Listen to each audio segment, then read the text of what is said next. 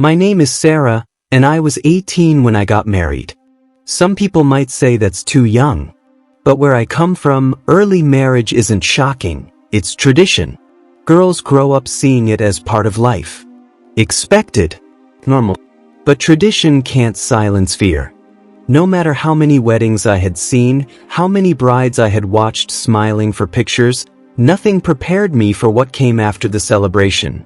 When the music stops, the lights dim, and you're alone behind a closed door with someone you barely know. I had heard the stories.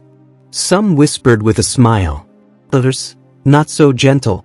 Some talked about love blooming slowly. Some warned about pain, physical and emotional. On my wedding day, I looked like the perfect bride. A deep red lehenga, golden jewelry that sparkled under the lights, and a veil that covered my nervous face. Guests cheered. Cameras flashed. But inside, I was shaking. Was I ready? Would he like me? Would he be harsh? Would I cry? I couldn't ask anyone. No one tells you how to be a wife. No one tells you what's normal on that first night. After the final goodbye at my parents' home, my mother held my face and said, "Sarah, remember, your silence is not weakness. And your comfort matters." I nodded with tears hiding behind my lashes. Inside, I felt like a child pretending to be a grown woman. When I reached my husband's house, his family greeted me kindly. Smiles, compliments, warm tea. But every step I took felt heavy. Like I was walking into a world I didn't fully understand. Later that night, they led me to our room. It looked like a movie scene. Dim fairy lights, soft pillows, the scent of rose and sandalwood in the air. Everything was perfect on the outside.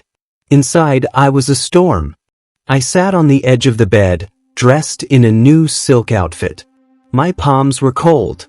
My heart thudding. Every sound outside the door made me jump. And then, the door creaked open. He entered. My husband, Adil. I had spoken to him only a few times during the wedding. Now we were alone. He looked at me, then quietly closed the door. No sudden movements. No pressure. Just silence. Then he walked slowly toward me and sat on the floor, not even on the bed. I looked up in surprise. He smiled gently and said, "Sarah, this is your room too now. You don't have to be afraid. Tonight isn't about anything except you feeling safe." His voice didn't carry authority. It carried care. He poured water for me, his hands slightly shaking too. For a moment, we both just sat in silence. Then he added, "I won't touch you unless you want me to. I won't even sit beside you unless you ask. I'm not here to take anything. I want to build something." Something in my chest softened. I wasn't expecting that. This wasn't the monster from the warnings. This wasn't the pressure I had feared. He told me stories from his childhood, how he once got locked in the school bathroom, how he secretly writes poetry no one has ever read. I found myself laughing. Genuinely. And for the first time that day, I wasn't a bride. I was a girl. A girl talking to someone who saw her as more than a body in silk. He asked before moving closer. He asked before holding my hand. He asked before hugging me. Each time I said yes, it came from comfort, not pressure. His thumb brushed my fingers, gentle, careful. And I realized, the first night isn't about what people say happens. It's about how someone makes you feel. I cried that night. But not from fear. From relief.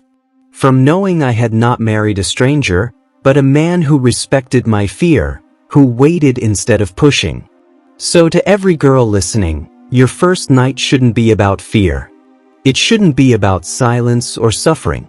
It should be about respect. It should be about listening, about kindness, about choice. Don't let anyone tell you it has to hurt to be real.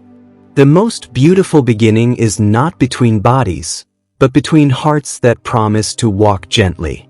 If this story touched you, don't forget to like, share, and subscribe to Pro English Stories. where we share powerful emotions through simple English, so you can learn with your heart.